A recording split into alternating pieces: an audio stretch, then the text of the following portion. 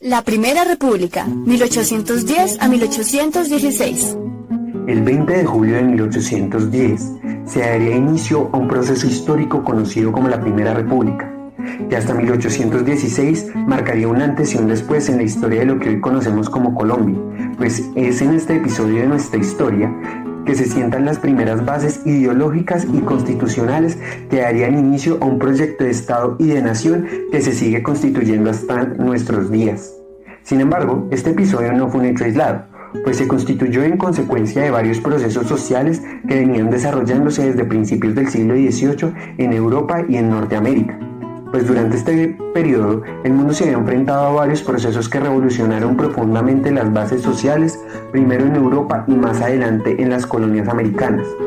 Eventos como la Revolución Industrial en Inglaterra, la Revolución Francesa, las reformas borbónicas del Imperio Español y la independencia de Estados Unidos y de Haití, con una clara influencia de las ideas del periodo de la Ilustración, trajeron grandes reformas en materia administrativa, política, económica y social que en un primer momento desencadenaron varias guerras y una profunda crisis en Europa. Producto de esto, en 1805, durante la batalla de Trafalgar, España pierde la gran mayoría de su flota marítima, quedando así incomunicada con sus colonias en América, lo que sumado a la abdicación del trono del rey Fernando VII suscitó una grave crisis de gobernabilidad dentro del imperio.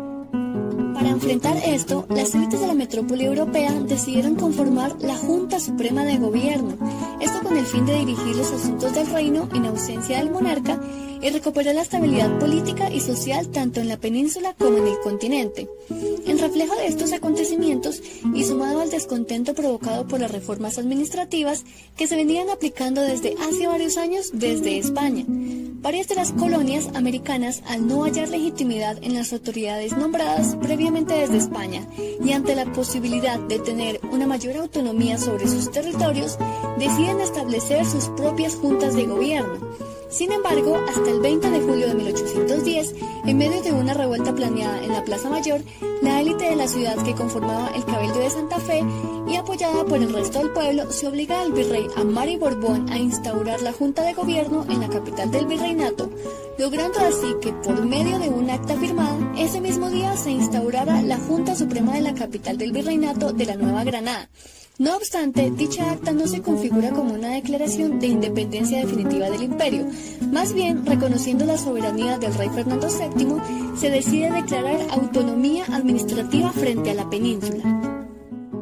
Producto de este acto y ante la necesidad de organizar y coordinar a todas las provincias del territorio por medio de una constitución, se convocó un primer congreso de delegados el 22 de diciembre del mismo año, congreso que fracasaría ante la inasistencia de las provincias de Cartagena, Antioquia, Popayán y Tunja, dejando en evidencia las diferencias que existían frente a la forma en la que se concebía la organización del territorio. Pues por un lado, la provincia de Cundinamarca abogaba por un estado independiente, centralista, monárquico y fiel al rey Fernando VII, mientras que las demás provincias abogaban por una constitución de corte federal independiente de España.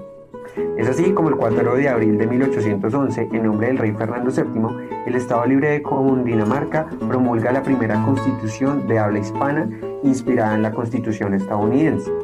En esta constitución se establece que Jorge Tadeo Lozano sería nombrado presidente interino en ausencia del rey. Además, se introducen conceptos como la división del poder ejecutivo, legislativo y judicial, la idea de un senado de censura y de protección. Además, se garantizan las libertades individuales de las personas y de los ciudadanos, la libertad religiosa, de trabajo, comercio, industria y de imprenta. Además, se propone establecer un Congreso Nacional compuesto por los representantes de las provincias y los tribunales que ejercen el poder judicial. Sin embargo, en oposición a esta constitución monárquica ligada a la corona que había establecido en Santa Fe, las provincias rebeldes deciden declarar su independencia total de España y Francia el 11 de noviembre de 1811 en Cartagena de Indias. En la ciudad de Tunja, el 27 de noviembre de 1811, se reúnen los diputados de Cartagena, Antioquia, Popayán, Pamplona y Casanare con el fin de consolidar la unión de las provincias y proveer los avances para la consolidación de la República,